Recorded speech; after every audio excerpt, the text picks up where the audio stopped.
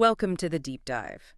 Today we are wrestling with something huge in cognitive health that often gets overshadowed. You mean vascular dementia? Exactly, VAD-A. You hear so much about Alzheimer's naturally, but we really need to remember VAD-E is the second most common form of dementia worldwide. It really is. It counts for maybe 15%, 20% of all cases, something like that. Solid number. And honestly, even that figure kind of undersells the actual problem. If you look at the underlying cause of cerebrovascular disease, CVD, the sources we looked at, show CVD pathology contributes to cognitive decline in, get this, up to 75% of all dementia cases. Wow, 75%. Yeah, think about that. 3 out of every 4 people diagnosed with dementia have some kind of vascular damage contributing. It's massive. That's an enormous scope. So why, despite being so common, has the research felt so messy? Clinical trials often give conflicting results. What's going on? Well, the core issue really has been the definition itself. We've had this fractured history with diagnostic criteria. There was Nambaziran back in '93. Then the first VasCog criteria came out in 2014, followed by VCID-2 in 2018. So multiple attempts. Right. And each one had slightly different rules, different thresholds, different terminology even. So if researchers in, say, Munich are using one definition and a team in Toronto uses another. You can't compare the findings. Exactly. Your ability to pool data, to compare treatments, it just dissolves. It's been a fundamental roadblock. Okay, so let's unpack this situation. Our mission today is to really dig into the proposed solution, the VasCog-2-WSO Criteria. The new international consensus. Yeah, brand new, hammered out through this painstaking Delphi survey process. The whole point is to finally standardize how we diagnose vascular cognitive impairment and dementia VCID and just cut through all that historical noise. And getting consensus on something this complex, I mean, it spans neurology, psychiatry, geriatrics. It's pretty impressive they pull it off. Right. Because before this, the terminology was frankly a tangle. Concepts like VAD-E got broadened over time to cover the whole spectrum of vascular cognitive issues, VCI, but then clinicians were also using other terms like vascular neurocognitive disorder, just created confusion. Yeah, inconsistent. Totally. Made basic epidemiology like tracking prevalence really difficult. So how did they do it? How do you get, 70 international experts who probably all have their own pet terms? Yeah, probably. How do you get them to agree? They used this multi-round Delphi process. The key was requiring at least 75% agreement on every single point. High bar. And did they reach it? They did. Our sources say they finally hit 84% agreement in the last round on the unified terminology. That's not just agreement, that's pretty much a mandate from the field. Okay, a mandate. So what is the mandate? Give us the new standard terms. Okay, so the big umbrella term, the one covering the entire spectrum of cognitive problems caused by cerebrovascular disease, is now VCID, Vascular Cognitive Impairment and Dementia. VCID. Got it. The big tent. The tent, exactly. And what's inside the tent? How is it broken down? It's strictly subdivided by severity now.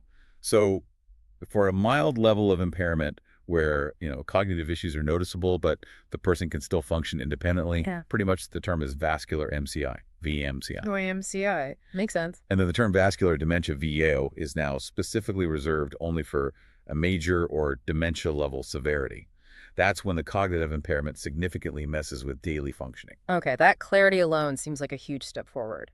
Now, what about the brain functions themselves? What specific cognitive areas need to be impaired to fall under this VCID umbrella?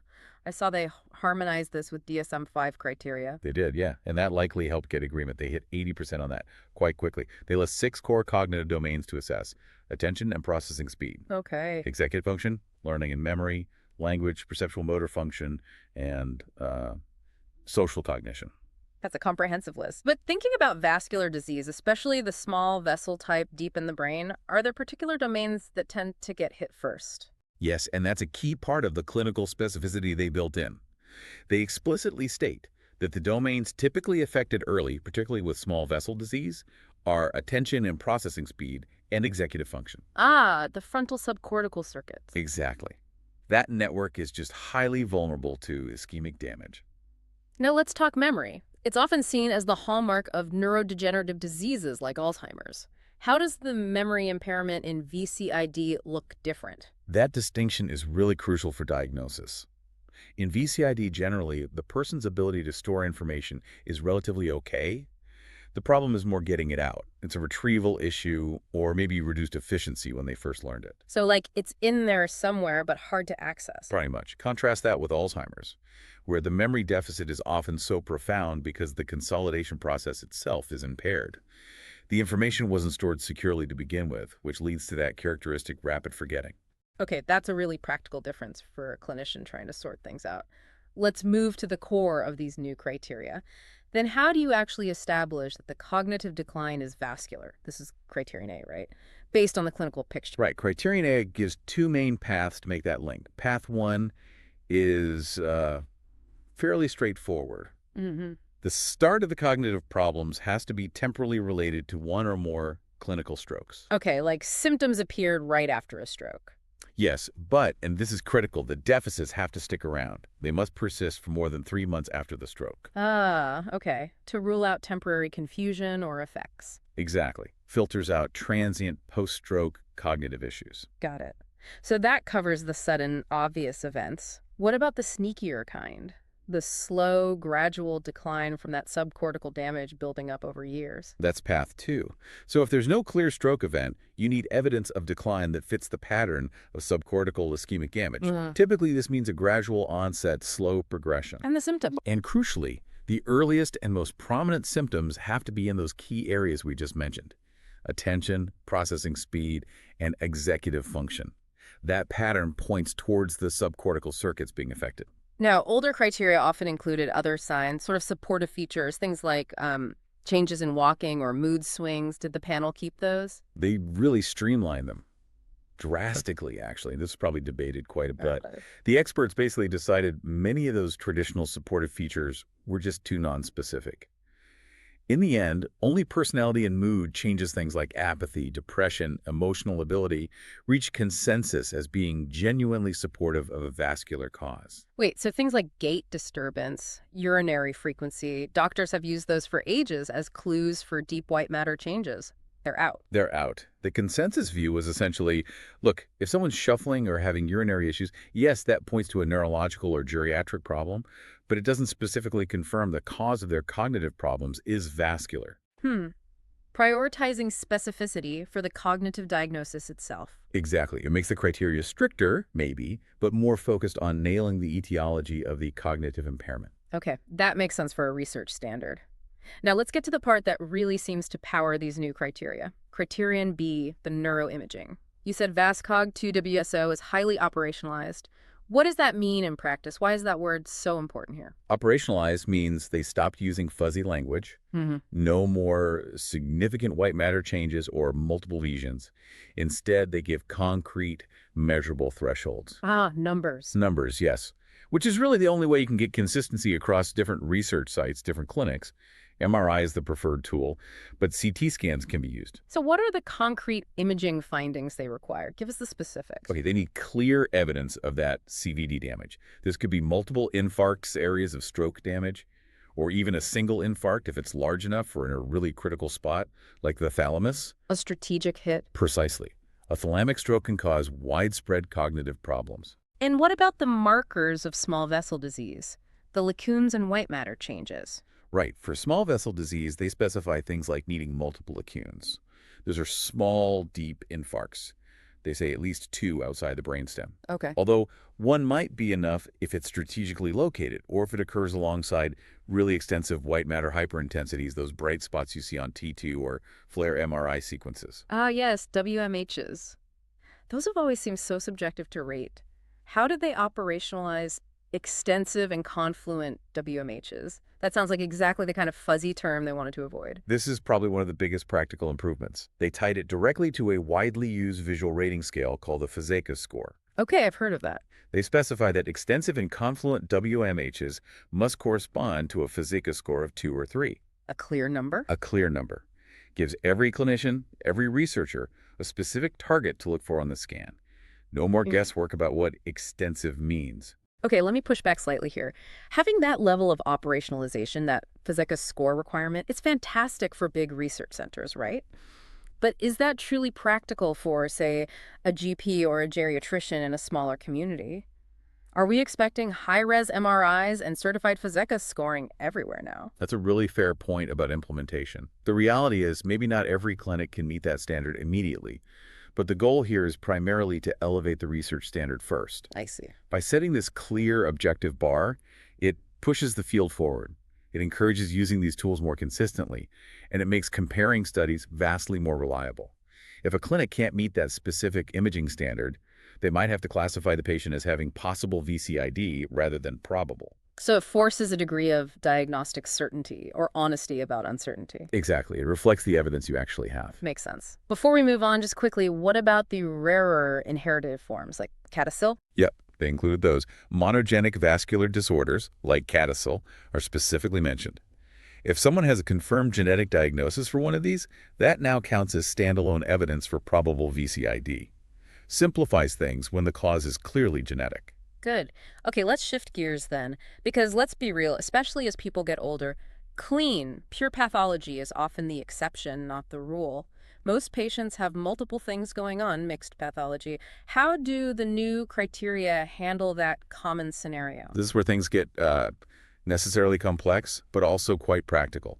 They fully acknowledge that mixes vascular damage plus neurodegenerative changes like Alzheimer's, maybe other things too, are really common. Ignored almost. Pretty much the norm in older adults.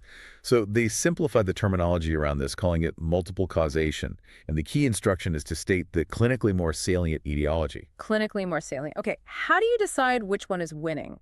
Which pathology is driving the symptoms more? That requires careful clinical judgment. You have to look at the timing, the pattern of cognitive deficits. For instance, if someone presents with classic executive problems, slow processing speed, and their MRI shows a heavy burden of small vessel disease. Okay. But maybe they also have some mild memory complaints reported by family. You might still decide the vascular component is clinically more salient for the current major cognitive issues, even if you suspect some early AD might also be brewing. I see. It's about what explains the dominant symptoms best and how do biomarkers fit in. We usually talk about biomarkers for the disease we're diagnosing, but our sources mention there aren't really any specific robust molecular biomarkers for VCID itself yet. Exactly right. And that lack forces a kind of creative workaround in the criteria. Since we don't have a specific VCID blood test or CSF marker, Right. they leverage biomarkers for other diseases, primarily Alzheimer's disease, as evidence for an alternative cause or a concomitant cause. Ah, okay. So you use an AD biomarker result, like from CSF or a PT scan, not to diagnose VCID, but to help figure out if AD is also part of the picture. Precisely. If a patient clearly has vascular damage on their MRI, and they also have, say, abnormal CSF levels of AMA-p-tau, or their brain lights up on an amyloid PET scan, Yeah. those findings provide supportive evidence that Alzheimer's pathology is present too. It helps confirm that you're likely dealing with multiple causation, not pure VCID. So it's a tool to identify the complexity using what we have available, but the criteria stress that finding these non-vascular biomarkers like that positive amyloid scan doesn't automatically rule out VCID, does it? Absolutely not.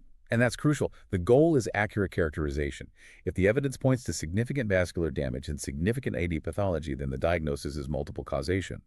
The criteria encourage identifying both, not forcing a clinician into an either box that doesn't reflect the patient's reality. Okay, so what does this push for standardization, for operationalization, for handling mixed pathology mean for patients and for maybe treatment development down the line? Well, for patients and clinicians, it means clearer communication, hopefully more consistent diagnoses. But for research, it's potentially transformative. How so? Because when we design clinical trials, say, testing a drug to prevent vascular dementia progression or improve cognition, we'll finally be recruiting much more homogeneous groups of patients. We'll know, based on these criteria, that we're actually studying people with the specific vascular pathology we intend to target. Which should lead to clearer trial results. Hopefully, yes. Yeah. Better chance of seeing if a treatment actually works because you've reduced the noise from including people with different underlying problems. Right. Now, here's a part that really caught my eye. Feels very forward-looking. The addition of a category called preclinical at-risk VCID. Tell us about that. Yes, this is quite novel. It's basically the formal recognition of something clinicians have known about for a while, what's sometimes called covert CVD, or silent cerebrovascular disease. Silent damage. Exactly. This category applies to individuals who meet the neuroimaging criteria for vascular etiology. So, criterion B is satisfied. They have clear, significant vascular changes on their brain scan, like that Physicas 3 score or multiple lacunes. Okay, the imaging looks bad. The imaging shows a significant vascular pathology, yes. But these individuals are cognitively normal. They have no subjective cognitive complaints. They don't meet criteria for mild cognitive impairment, VMCI or dementia, VDD. They feel fine. Wow. So we now have a formal way to identify someone who seems perfectly healthy, cognitively speaking, but whose brain scans show potentially serious vascular injury already happening silently. That's precisely it. And the purpose of defining this category is huge. It shifts the focus squarely onto prevention. Before symptoms even start. Exactly. It's aimed at identifying people for primary risk reduction strategies, aggressive control of blood pressure, diabetes, cholesterol. It helps target individuals for monitoring over time. And crucially, it defines a population for clinical trials focused purely on preventing the conversion from silent brain injury to actual cognitive symptoms. That feels like a major paradigm shift towards preventative neurology. Yeah, it really does. Okay, that's a fantastic overview. It feels like the VasCog-2-WSO criteria really represent a significant step forward then. They've unified the confusing terminology under that VCID umbrella. They've given us concrete operationalized thresholds like using Physicas scores for WMHs, and they've integrated biomarkers in a clever way to better handle the messy reality of mixed pathologies. I think that sums it up well. But connecting this back to the listener, perhaps the most provocative piece is that formal recognition of preclinical at-risk VCID. It raises a really profound question, maybe even a moral one. Which is? If our imaging can now reliably spot significant silent vascular damage in someone's brain, this covert CVD, even when they feel perfectly fine, what's our obligation? What do doctors and researchers do with that information? If your routine MRI incidentally shows you're at risk, even with no symptoms, how should that change how you or your doctor approach your health and preventative strategies going forward? That's the challenge these new criteria equip us to face now.